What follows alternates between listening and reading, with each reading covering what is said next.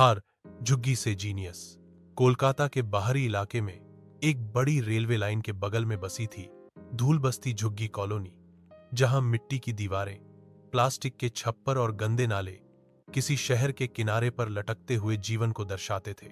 इन्हीं झुग्गियों में एक टूटी हुई चारपाई पर जन्मा था एक लड़का निर्भय। किसी को पता नहीं था उसका बाप कौन था। मां का नाम भी सिर्फ राशन कार्ड में था, शांति, जो चौकियों पर झाड़ू पोंछा करती थी। निर्भय बचपन से ही अलग था।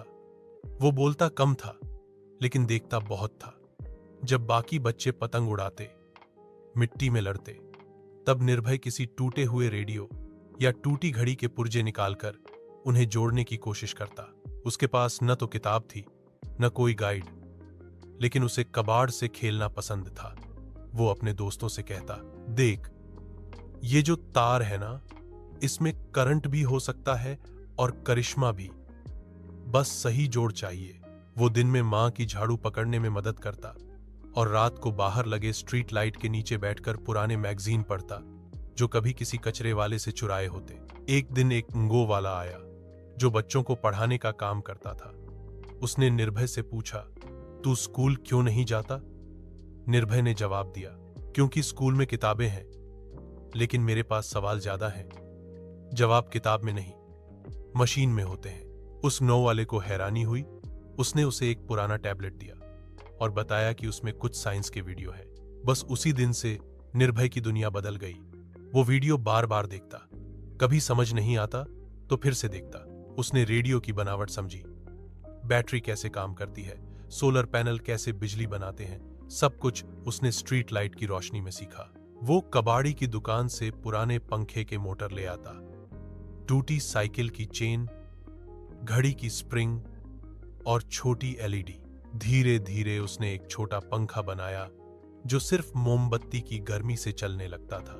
लोग कहते, पागल बच्चा है, कबाड़ में हाथ डालकर पंखा बना रहा है। लेकिन एक बुजुर्ग आदमी जो कभी इंजीनियर रह चुका था, उसकी गली से गुजरा। उसने वो पंखा देखा और सन्न रह गया। तूने ये खुद बनाया है? निर्भय बोला, हां, मैंने देखा था कि गर्म हवा ऊपर जाती है तो सोचा इसी से मोटर घुमा दूं। वह आदमी समझ गया ये बच्चा सिद्धांतों को अपने तरीके से समझता है। उसने एक दिन उसे एक प्रयोगशाला में ले जाने का प्रस्ताव दिया। 15 साल की उम्र में निर्भय पहली बार शहर की किसी असली लैब में गया। वहां उसने पहली बार वोल्टमीटर, ऑसिलोस्कोप और सर्किट बोर्ड छुए। लेकिन उसने कहा, इन सब से डर नहीं लगता। डर तो उस वक्त लगता है जब मां की दवा के पैसे नहीं होते। उसने वहां एक सप्ताह की ट्रेनिंग ली, लेकिन असली धमाका तो तब हुआ जब उसने सोलर चार्जर का एक प्रोटोटाइप बनाया जो सिर्फ पंखे की हवा से काम करता था। उसका नाम सबकी जुबान पर आ गया, झुग्गी वाला जीनियस। वही एनजीओ ने उसे दिल्ली में आयोजित इनोवेशन फॉर इंडिया समिट में भेजा। वहां बड़े बड़े स्कूलों के बच्चे अपने चमचमाते प्रोजेक्ट्स के साथ आए थे। महंगे laptop, power point presentation, branded shirts, और वहां खड़ा था निर्भय, फटी जीन्स, पुराना टी शर्ट, लेकिन हाथ में मिट्टी से बना मॉडल। उसने मंच पर जाकर अपनी टूटी भाषा में कहा, मैंने इसे उस जगह से बनाया है जहां बिजली 3 दिन में एक बार आती है, लेकिन मुझे लगता है कि बिजली से ज्यादा जरूरी है सोच की रोशनी। पूरा हॉल खड़ा हो गया, तालियां, चीखें और कैमरे की फ्लैश से वो मंच रोशन हो गया।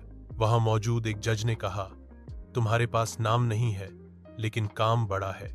इसके बाद मिट और इसरो के वैज्ञानिकों ने उसे एक स्कॉलरशिप दी। निर्भय को अमेरिका बुलाया गया, जहां उसने पहली बार फ्लाइट में बैठा, पहली बार होटल में रहा, पहली बार असली वैज्ञानिकों से मिला।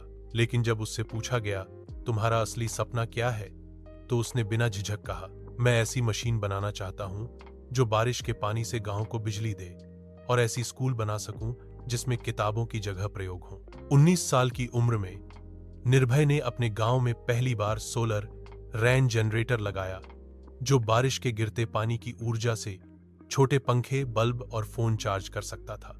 वो बना गांव का पहला इनोवेटर जिसने बिना किसी डिग्री के केवल अपनी जिद, समझ और मेहनत से विज्ञान को मिट्टी से जोड़ दिया।